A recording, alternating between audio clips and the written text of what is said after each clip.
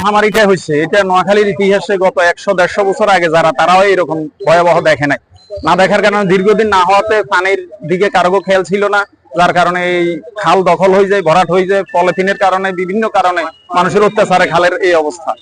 আশা করব এখন দ্রুত ব্যবস্থা নিলে হয়তো আমরা ভবিষ্যতে এই ধরনের বিপদ আপদ থেকে হয়তো আল্লাহ আমাদেরকে রক্ষা করবে। প্রাণের দাবি নোয়াখালীতে আপনারা আমার পিছনে দেখতে পাচ্ছেন যে খালগুলোর মধ্যে যে ময়লা আবর্জনার বগাট স্তূপ হয়ে আছে, আমরা অতি শীঘ্রই চাই নোয়াখালীবাসী যেন এই বগাট গুলা দূর করে এবং প্রশাসনের দৃষ্টি আকর্ষণ করছি কারণ যেন এই বিষয়ে সুদৃষ্টি দেয়। এবং নোয়াখালীর মানুষ হাঁটু পরিমাণ পানি, আপনারা দেখতে পাচ্ছেন আমি লুঙ্গিপড়ি এলাকা থেকে আসতে হয়, আমাদের এলাকায় প্রচুর পানি এবং এই ভোগান্তি গুলোর দুর্ভোগ আমরা চাই এবং কবে মুক্তি পাবে চৌমুহনীবাসী এটা আমরা জানতে চাই প্রশাসনের কাছে।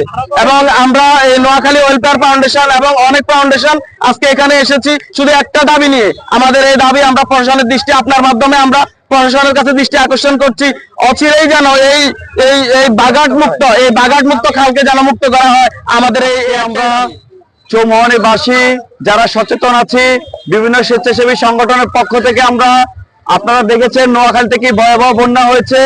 এই বন্যা মানব সৃষ্ট বন্যা, এই বন্যার হাত থেকে রক্ষা করার জন্য খাল খনন করার প্রয়োজন।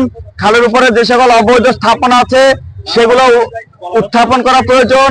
এর প্রতিবাদে আমরা আজকে নোয়াখালীর বেগমগঞ্জের সচেতন নাগরিক ফোরাম, চৌমুহনী ব্লাড ফাউন্ডেশন সহ বিভিন্ন স্বেচ্ছাসেবী সংগঠনের পক্ষ থেকে আমরা আজকে মানববন্ধন করেছি।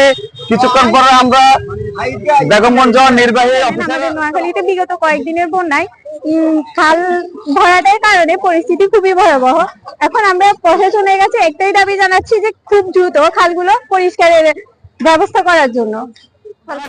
খালের উপর দিয়ে এখন হাঁটা যায়, এই খালগুলো আমাদের অতি সত্বর এই খালগুলো পরিষ্কার করতে হবে এবং অবৈধ স্থাপনাগুলো দখলমুক্ত করে আমাদের প্রাণের ঐতিহ্যের চৌমুহনী খালকে আমাদের প্রশস্ত করে আমাদের চৌমুহনী শহরকে আগের রূপে ফিরিয়ে আনার জোর দাবি জানাচ্ছি এবং অতি তাড়াতাড়ি যেন আমাদের এই দাবি পূরণ করা হয়। প্রশাসনের প্রতি আমাদের এই আকুল আবেদন এবং আমাদের দাবি।